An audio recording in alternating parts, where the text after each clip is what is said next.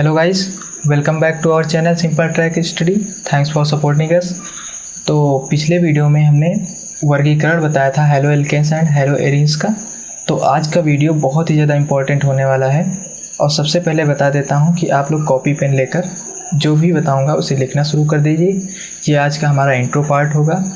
और 11th class में अगर आपने बेहतर तरीके से ऑर्गेनिक नहीं पढ़ी है तो यहाँ पर उसके कॉन्सेप्ट क्लियर करा दिए जाएंगे। वैसे बेसिकली जहाँ ज़रूरत होगी उसे प्रीवियस रिवाइज किया जाएगा। तो आइए शुरू करते हैं। सबसे पहले देखते हैं halo alkanes and halo arenes. इसका पार्टीशन हमने बताया था पिछले वीडियो में, तो उसे आप देख सकते हैं।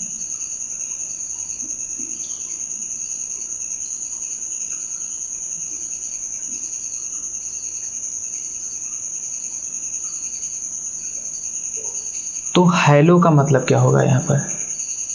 हैलो मतलब हैलोजन, और हैलोजन हमारे 17th ग्रुप में आता है। और हैलोजन होते कितने हैं? फ्लोरीन, इसे हम X से डिनोट करते हैं। Fluorine, chlorine, bromine, iodine. और जो एल्केन्स एंड हैलो एरीन्स है ये हाइड्रोकार्बन चेन्स होती हैं। हाइड्रोकार्बन चेन्स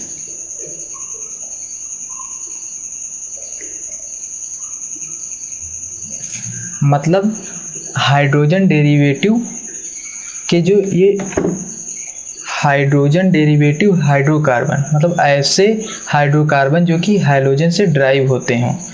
जैसे हम देख सकते हैं हमारा प्राइमरी हो गया मीथेन। अब इससे हम जब ड्राइव करेंगे तो CH3Cl, ये जो है कार्बन, क्लोरीन जो कार्बन से जुड़ा हुआ है, हाइड्रोजन से जुड़ा नहीं हुआ है। ये कार्बन, इसकी वैलेंसी 4 होती है। तो यहाँ पर हाइड्रोजन, यहाँ पर हाइड्रोजन, 3 हाइड्रोजन और यहाँ पर Cl। और अगर हैलो एरीन्स की बात करें तो बेंजीन पर जब हम क्लोरीन या कोई हैलोजन लगा देते हैं तो हैलो एरीन्स हो जाता है, जैसे यहाँ पर Cl। तो ये हमारा हो गया हैलो एरीन्स। अब देखते हैं हाइड्रोजन कार्बन।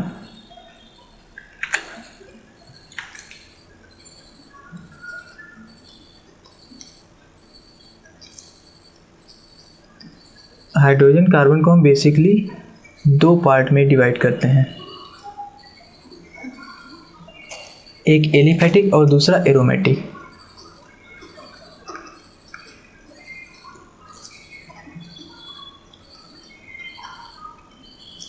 और जो एलिफैटिक होता है ये सेचुरेटेड और अनसेचुरेटेड 2 पार्ट्स में ये भी डिवाइड होता है।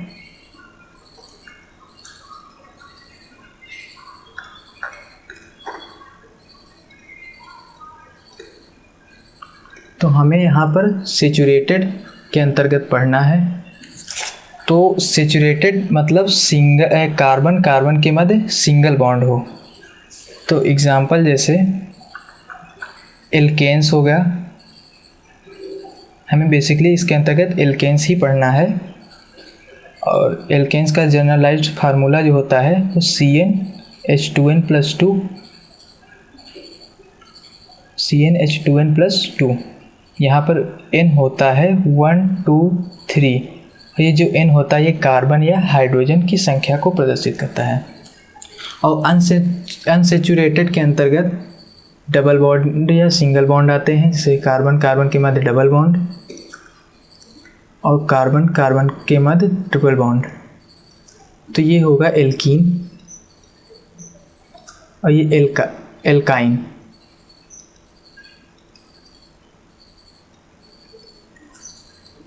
तो एल्कीन, एल्काइन, इसका जनरलाइज्ड फार्मूला हो जाएगा CnH2n और इसका हो जाएगा CnH2n-2। तो इसके बारे में ज़्यादा डिस्कस नहीं करना है। अब देख लेते हैं एरोमेटिक के अंतर्गत। तो बेसिकली बेंजीन, एरोमेटिक में बेंजीन आता है मेन प्रोडक्ट। और अगर हकल्स रूल के अकॉर्डिंग देखें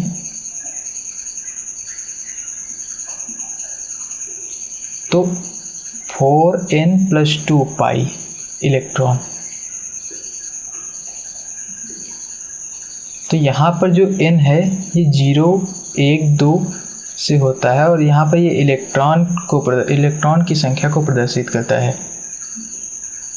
तो यहाँ पर अगर हम 1 रख देते हैं तो 6 आ जाता है पाई इलेक्ट्रॉनों की संख्या। तो मतलब ये बेंजीन हो जाता है। अगर बेंजीन का कोई भी हम हाइड्रोजन विस्थापित करके क्लोरीन को ऐड कर देते हैं तो वो है, तो अगर हम हाइड्रोजन विस्थापित करके क्लोरीन को ऐड कर देते हैं तो वो हैलोएरिन्स हो जाता है। तो अब देखते हैं नेक्स्ट टॉपिक, एक्टिव हैलोजन। तो सक्रिय हैलोजन भी कहते हैं, सक्रिय हैलोजन।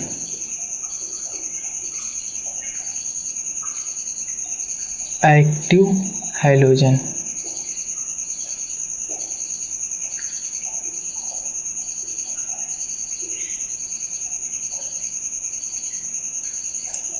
तो जिस कार्बन से हैलोजन जुड़ा हो और यदि उस कार्बन पर sp3 संकरण पाया जाता हो तो उस हैलोजन को हम सक्रिय हैलोजन कहते हैं। जैसे कह रहा है जिस कार्बन से हैलोजन जुड़ा हो, तो मान लीजिए ये कार्बन है, इससे हैलोजन जुड़ा है और यदि इस कार्बन पर sp3 संकरण पाया गया हो या sp3 हाइब्रिडाइजेशन पाया गया हो, तो मान लीजिए यहाँ पर हाइड्रोजन, यहाँ पर हाइड्रोजन। अब sp3 संकरण तो 1 sigma bond, 2 sigma bond, 3 sigma bond, 4 sigma bond, यानी कि sp3 संकरण है, sp3 संकरण है।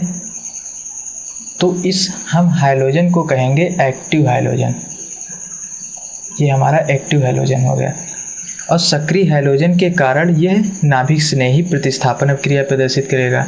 चूँकि इसमें एक्टिव हैलोजन है अतः यह नाभिक स्नेही प्रतिस्थापन अभिक्रिया को प्रदर्शित करता है। अब अगर हम मान लीजिए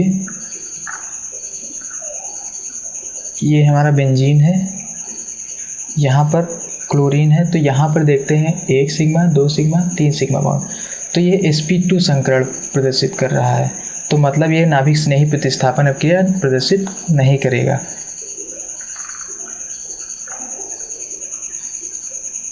जैसे ये कोई हैलोजन है कार्बन श्रृंखला के साथ और यहाँ पर न्यूक्लियोफाइल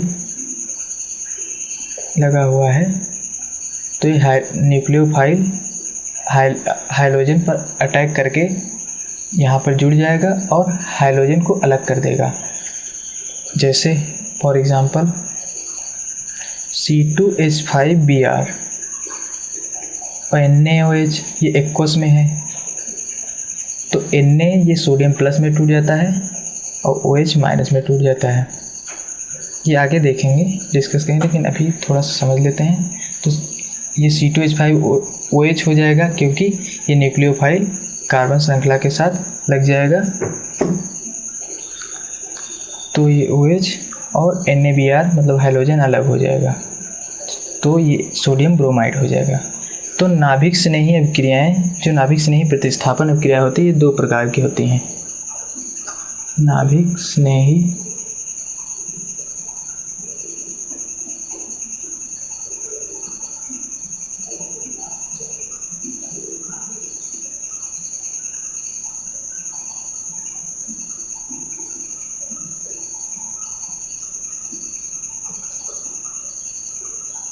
SN1 एंड SN2।